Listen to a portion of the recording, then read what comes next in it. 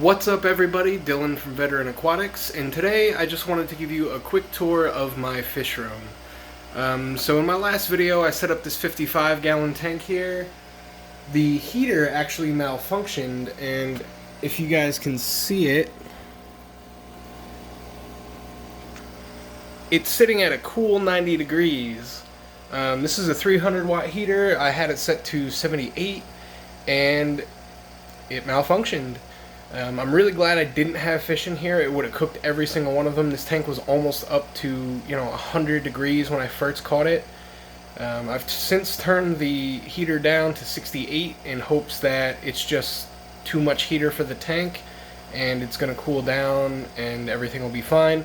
If not, I've got a couple other ones on standby. It's not a big deal, but I did just want to bring that to your attention. So anytime you're putting a heater in a tank, this was a heater that I got when I got one of the tanks that were donated to me.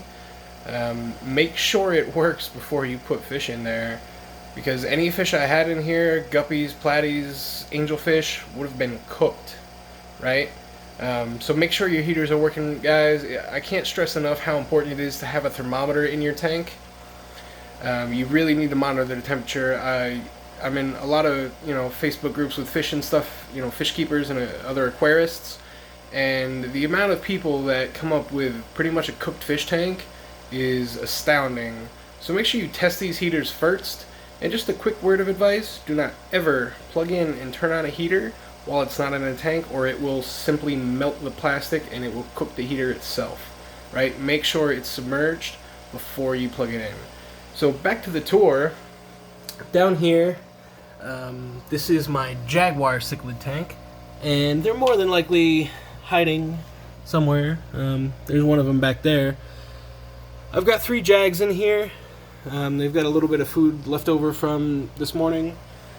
I love these fish, right? So I was not historically a monster fish keeper or even a cichlid keeper, but one of my friends messaged me and let me know that they had some Jaguar cichlids for sale at our local fish store, and after doing some research, they're awesome. So I went and picked them up.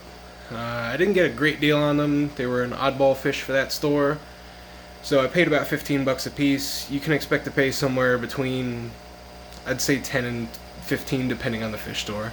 But I got 3 of them. It looks like I have 1 male and 2 females. If it works out that way, eventually a male and a female will pair off and I'll be breeding them. Alright, so we're going to move on to these 20s. I'm still working on getting this algae bloom under control.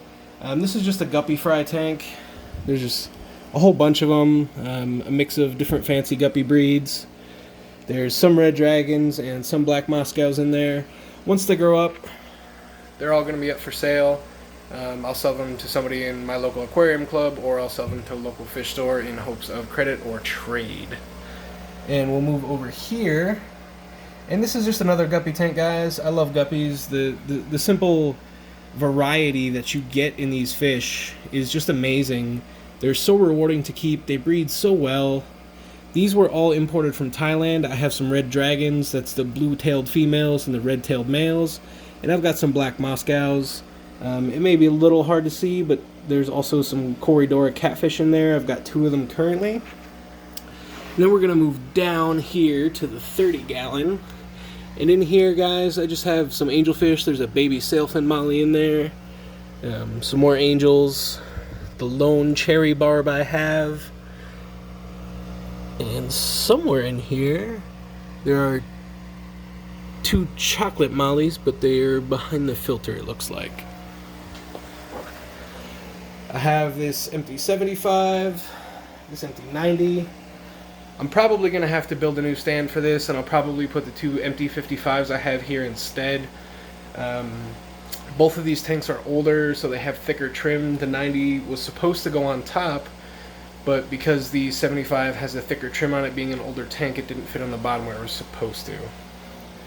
So moving over here, they're absolutely hiding. It's going to be really hard to see them down there in the back, but I have some Celestial Pearl Danios. These things are awesome. I love them. They're little nano fish. They're max length, maybe 3/4 of an inch to an inch. They look like little brook trout. They're awesome. You can keep them in a small tank. I have 8 of them in there. They're doing great. In here, it's just another guppy tank. These are some of the older fry that have grown up and started to show color. I've got 1 male and 4 females in here. These guys are going to go pretty soon. Over here is just a beta tank. He doesn't have a light right now, but his name is Red Fishy. So this is a fish that I got for my girlfriend's daughter. It was actually my first gift to her. When I met her, she had had a goldfish that she wanted to fair, and my girlfriend, not knowing any better, bought this little 1-gallon tank for it, and it didn't take too long before the fish, died. So that was my gift to her daughter. She loves the fishy. I let her come in here every day. She gets to look at the fish. I'll let her feed them. The room is locked because she has in the past dumped a whole container of food in the fish tank, which, if you have kids, that sucks. And moving on, down here's a 5-gallon beta tank. So there's 2 betas in here. They're kind of hard to see. Mine swims at the top, so they're just dragon scale betas. You might be able to see the white one back there. So my girlfriend and I thought it would be kind of fun for each of us to pick a beta and to put them in split tanks. You can see the gravel down there. I kind of did like a yin-yang theme. It got messed up because this was the tank that the baby dumped food into. But prior to that, it actually looked really nice. Yeah. Keep your kids away from your tanks, or watch them while they're around your tanks, right? Then again, we have that empty 55, we have that empty 55, and then these 2 empty 125s. Eventually, this bed is going to get moved. I'm going to build a stand next to the 75 and the 75 and the 90 for these 125s. It's going to be a double stand. I'm going to move the Jaguar Cichlids into one, and I haven't decided yet what I'm going to do with the other 125. So if you guys have any ideas, I'd really appreciate it. Leave it down in the comments section below. So that's pretty much it, guys. That's a quick tour of my fish room. I have a 40-gallon bow front tank out in the living room. I haven't set that up yet. I'm probably just going to give that to my girlfriend, let her, pick the fish that go in it, with, of course, my supervision. She's been really supportive of my hobby, and I really appreciate it. It's not too often that you find somebody that is as fanatical about something and their partner is completely supportive and okay with it, right? So I moved down here. I'm actually in Pennsylvania. I moved from a different state. I moved down here to be with her. She is active duty Army. I was active duty Marine Corps prior. And she gave me her whole office to set up a fish room just because of the amount of tanks I had. It was one of my silly conditions for moving in. So she's been great about the whole thing, and I really appreciate it. And honey, if you're watching this, I really, really appreciate how supportive you've been of my hobby. She was one of the ones that drove me to create this channel. She kept, pushing me like, just do it. It's okay. You don't have to be great. Just do it. And so I did.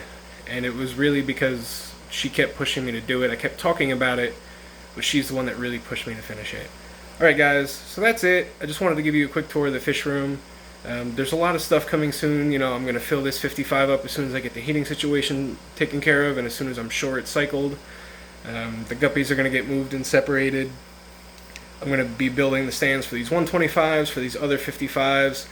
I'm going to get the 75 and the 90 situated, and it's going to be awesome. Alright? So thanks for tuning in, guys. If you haven't already, please go ahead and hit that subscribe button. I'm really trying to get to 100 subs by Christmas. I would sincerely appreciate it if you would do so.